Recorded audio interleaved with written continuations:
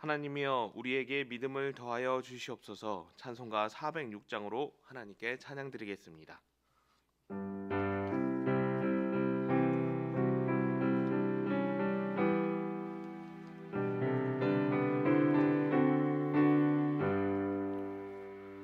고난 내 영혼 편히 쉴 곳과 풍랑 일어도 안전한 포구 폭풍까지도 다스리시는 주의 영원한 팔 의지에 주의 영원한 심판 함께 하사 항상 나를 붙드시니 어느 곳에 가든지 요동하지 않음은 주의 팔을 의지함이라.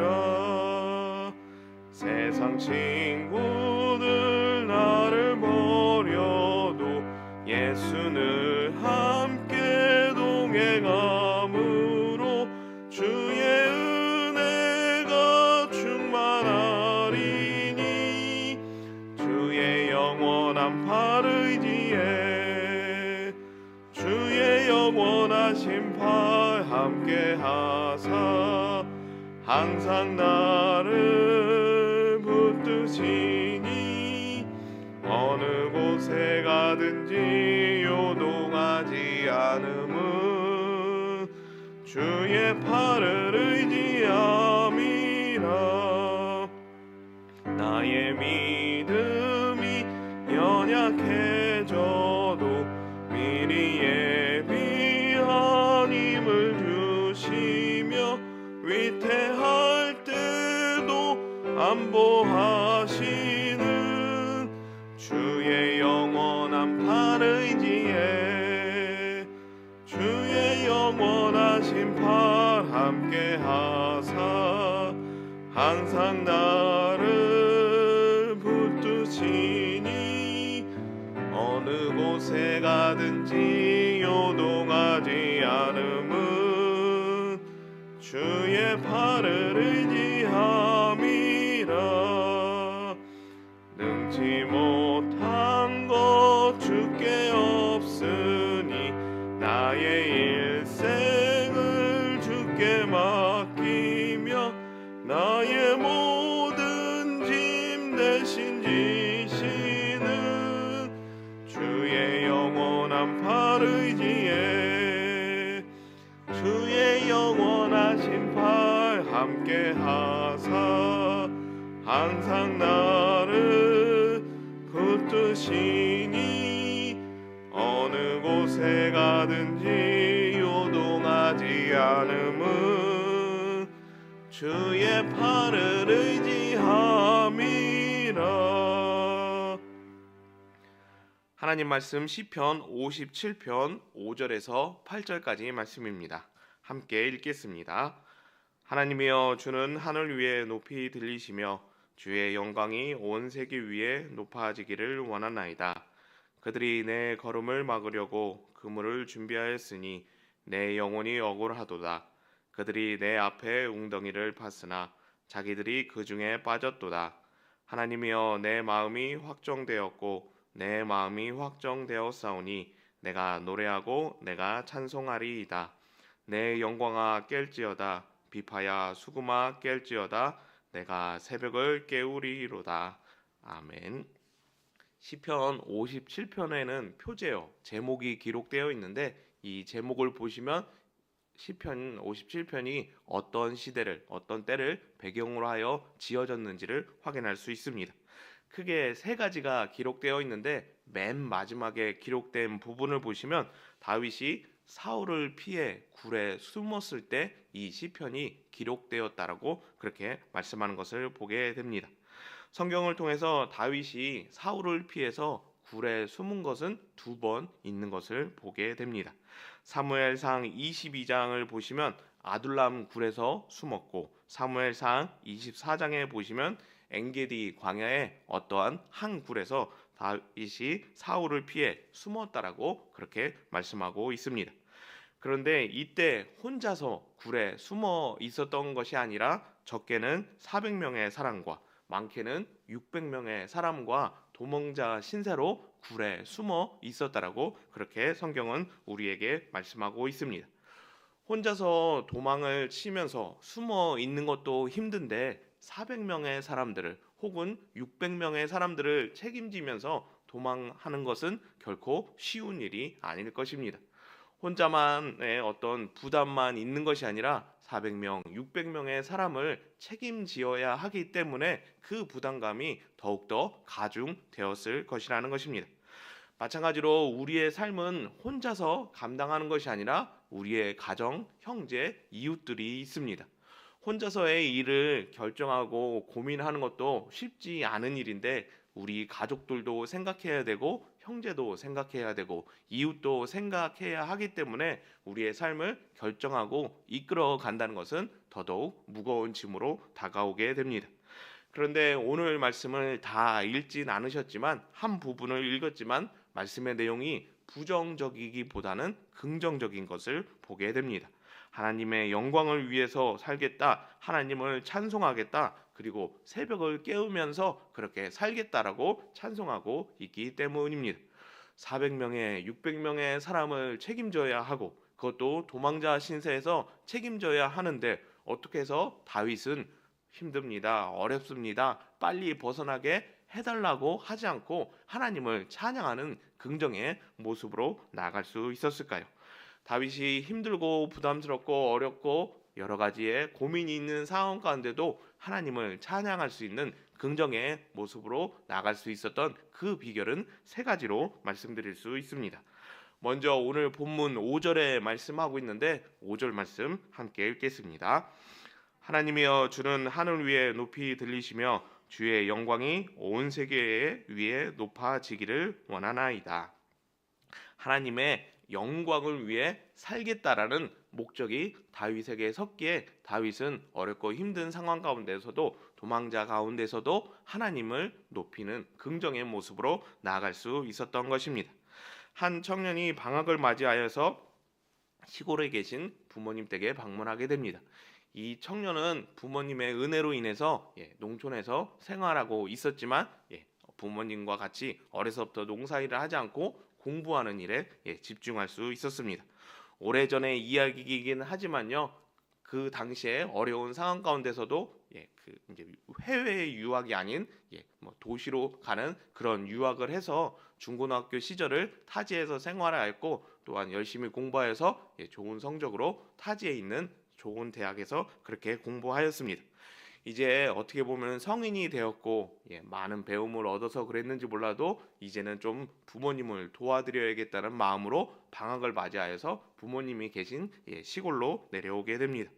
아버지와 함께 밭에 가서 일을 하는데 당시에 아버지는 소에 쟁기를 걸어서 그렇게 밭을 갈고 계셨습니다.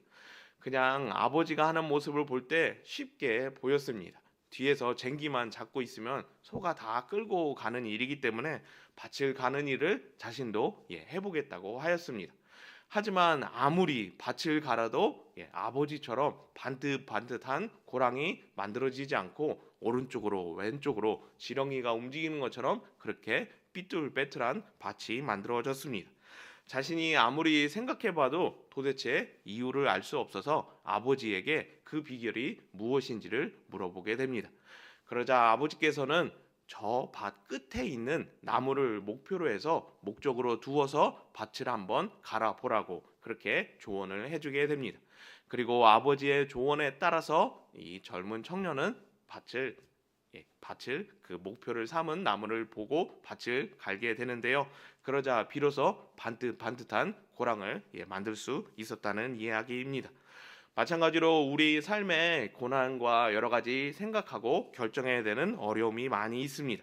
그러면 이쪽으로 저쪽으로 우리의 삶이 치우쳐서 지렁이의 모습과 같은 흔들리는 모습으로 그렇게 나아가게 됩니다. 하지만 한 가지 분명한 목적을 설정하고 좋은 목적을 설정하고 그 목적을 향하여 달려나간다면 우리의 삶은 좌로나 우로나 치우치지 않는 그런 삶이 될 수 있습니다. 무엇을 목적으로, 무엇을 목표로 두고서 우리의 삶을 이끌어가야 반듯반듯한 삶으로 직진하는 삶으로 나아갈까요? 오늘 다윗이 고백하는 것처럼 하나님의 영광을 위해서 살아간다면 어렵고 힘든 상황 가운데서도 직진할 수 있는, 반듯하게 갈 수 있는, 무엇보다 하나님의 영광이 되는 삶을 살아갈 수 있습니다. 새해가 시작되고 여러 가지 고민과 걱정들, 많은 짐이 있을 것입니다. 그 모든 일들을 하나님의 영광을 위한다는 목적으로 살아가신다면 훨씬 가볍게 감당하실 수 있을 것입니다. 두 번째로 다윗은 이렇게 고백하고 있습니다. 7절에 말씀하고 있는데 7절 말씀 함께 읽겠습니다.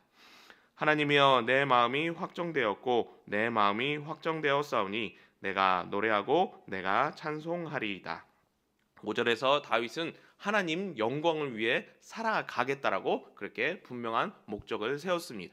그리고 7절에서 다윗은 이렇게 고백합니다. 하나님이여 내 마음이 확정되었고 내 마음이 확정되었사오니 내가 노래하고 내가 찬송하리이다. 이것은 어떤 것을 말하는 것일까요? 다윗은 삶의 이유를, 목적을 하나님 영광을 위해 살아간다라고 그렇게 확정하였습니다. 그리고 그 다음에 이렇게 고백하고 있는데 그것은 하나님의 영광을 위해 살아가는 여러 가지 방법이 있을 것입니다. 도망자 신세일 때 하나님 영광을 위해 살아가는 방법과 그리고 평안할 때 하나님 영광을 위해 살아가는 방법은 분명히 다를 것입니다. 그래서 다윗은 여러 가지 고민과 갈등 속에 있었습니다. 혼자만 있는 것이 아니라 책임져야 하는 사람들이 있기 때문에 이 사람의 입장을 생각해 본다면 또 이 사람이 걸리고 내 입장을 생각한다면 400명, 600명의 사람들이 걸리기 때문에 이러지도 못하고 저러지도 못하는, 결정하지 못하는, 어떤 방법을 택하지 못하는 그런 상황 가운데 놓여 있었다는 것입니다. 그러던 가운데 하나님 영광을 위해 살겠다는 분명한 목적을 설정하고 여러 가지 방법이 있지만 이 방법을 통해서 하나님 영광을 위해 살아간다라고 결정하고 그 일을 추진하겠다라고 그렇게 고백하고 있는 것입니다. 마찬가지로 우리의 삶에 여러 가지 일들을 감당할 때 고민되고 쉽게 결정할 수 없는 많은 상황들이 있습니다. 이렇게 하면 손해보는 것, 동전의 양면과 같은 그런 일들이 많이 있기 때문에 쉽게 결정하지 못합니다. 하지만 쉽게 결정하지 않는다면, 빠르게 결정하지 않는다면 오히려 놓치는 많은 부분도 있다는 것을 분명히 기억하셨으면 합니다. 무엇보다 하나님께서 우리에게 지혜를 주시고 능력을 주셔서 A로 결정을 하던 B로 결정을 하던 가장 좋은 결과를 얻을 수 있도록 인도하시기에 우리는 빠르게 결정하는 것이, 고민하지 않고 오히려 일을 시작하는 것이 더욱더 우리 삶이 가벼워질 수 있는 비결이 될 수 있다는 것입니다. 하나님은 우리에게 언제나 은혜를 주시고 평안으로 인도하여 주시는 분입니다. 어떤 결정을 하던 어떤 방향으로 가던 최선의 결과를 얻을 수 있도록 우리에게 도움을 주신다는 것입니다. 이 믿음을 가지고 밝아온 새해에 고민하지 마시고 한 가지 방법에 결정을 놓고 그 방법으로 추진해 나가셨으면 합니다. 마지막 세 번째는 8절에 말씀하고 있는데 8절 말씀 함께 읽겠습니다. 내 영광아 깰지어다 비파야 수금아 깰지어다 내가 새벽을 깨우리로다. 8절에 다윗은 새벽을 깨우겠다라고 그렇게 말씀합니다. 하나님 영광을 위해 살겠다. 그리고 어떤 방법인지는 구체적으로 나타나지 않지만 A, B, C 중에서 B의 방법으로 하나님 영광을 위해 살아가겠다라고 그렇게 하였습니다. 그리고 마지막에 8절에 다윗은 새벽을 깨우겠다라고 그렇게 고백합니다. 이것은 오늘날 우리처럼 새벽을 깨우면서 하나님께 기도하겠다라는 그런 의미도 있을 것입니다. 그러면서 동시에 어떤 일이 있느냐? 아침에 늦게 일어나지 않고 오히려 새벽에 일어나겠다고, 하루를 시작할 때 미루고 지연시키고 나중에 하겠다라는 더딘 모습이 아니라 오히려 더 일찍 일어나서 여러 가지 일들에 대해서 빠르게 시작하겠다라고 그렇게 고백하고 있는 것입니다. 미국에는 다양한 인종의 사람들이 공존하며 살고 있습니다. 여러 인종의 사람들 중에서 가장 성공했던 사람들이 유대인들이라고 합니다. 그런데 미국에서 유대인들보다 더 크게 성공한 한 민족이 있는데 바로 한국 사람이라고 합니다. 분명히 미국에 있는 많은 사람들이 볼 때 유대인들을 이기고 어떻게 한국 사람이 성공할 수 있었을까 하는 것이 많은 궁금증이었을 것입니다. 그래서 한국인들의 성공 비결이 무엇인가 하고 그렇게 조사해 보았더니 유대인들이 가게 문을 6시에 연다면 한국 사람들은 그보다 1시간 빠른 5시에 문을 열어서 크게 성공할 수 있었다고, 그 비결이 이런 것이라고 그렇게 말한 것을 기사를 보았습니다. 토끼와 거북이 이야기를 통해서 확인하는 것처럼 천재보다는 노력하는 사람이 더 크게 성공할 수 있습니다. 거기에 부지런함을 갖춘다면 빨리 손을 들고 손과 발의 일들을 감당한다면 그것이 더욱더 우리의 일을 성공으로 이끄는 지혜로 작용할 수 있을 것입니다. 밝아온 2025년 새해에 고난을 벗어나는 비결은 새벽을 깨우는 것입니다. 남들보다 먼저 하루를 시작하며 그 하루를 시작할 때 하나님께 기도를 묻고 결정하는 것이 우리에게 주어진 삶을 늘 승리로 이끌 수 있는 비결이라는 것입니다. 오늘 말씀을 통해 다윗의 고난을 이겨내는 비결을 살펴보았습니다. 밝아온 새해에 하나님의 영광을 위해 산다는 분명한 목적을 설정하시고 이렇게 저렇게 할까 고민하지 마시고 한 가지 방법을 택하신 후에 새벽을 깨워 기도함으로 하루를 시작함으로 간증을 만들어가는 2025년 한 해 되기를 예수님의 이름으로 축복합니다. 사랑과 은혜가 많으신 하나님 아버지, 우리를 통해 하나님의 영광이 온 땅에 선포될 수 있도록 은혜 주심에 감사합니다. 오직 하나님 나라와 영광을 위해 살아가는 삶이 되게 하여 주시고 여러 가지보다는 한 가지를 택하여서 새벽을 깨워 기도함으로 그 일을 준행하여 하나님의 영광을 나타내는 오늘 하루 삶이 되도록 복을 허락하여 주시옵소서. 이제 못다한 기도를 주님 가르쳐 주신 기도로 아뢰오니 하늘에 계신 우리 아버지의 이름을 거룩하게 하시며 아버지의 나라가 오게 하시며 아버지의 뜻이 하늘에서와 같이 땅에서도 이루어지게 하소서. 오늘 우리에게 일용할 양식을 주시고 우리가 우리에게 잘못한 사람을 용서하여 준 것 같이 우리 죄를 용서하여 주시고 우리를 시험에 빠지지 않게 하시고 악에서 구하소서. 나라와 권능과 영광이 영원히 아버지의 것입니다. 아멘.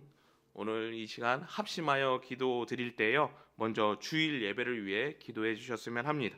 낮 예배, 오후 예배, 무엇보다 3시 40분부터 있는 대전 선호의 남성교회 순회 헌신 예배 가운데 하나님의 영광이 충만할 수 있도록 그렇게 기도하셨으면 합니다.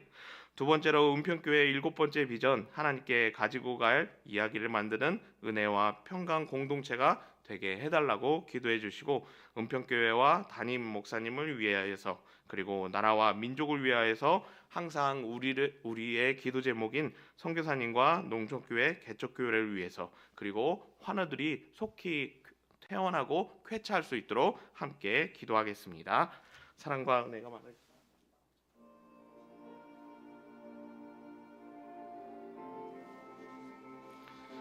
거룩한 주일 우리에게 하나님의 영광을 선포하는 예배드릴 수 있도록 은혜 주심에 감사합니다. 낮부터 오후에 있는 남성교회 순회 헌신 예배까지 우리의 모습이 온전히 하나님의 영광을 선포하여 온전한 하나님 나라를 이루어가는 은혜의 예배되도록 인도하여 주시옵소서.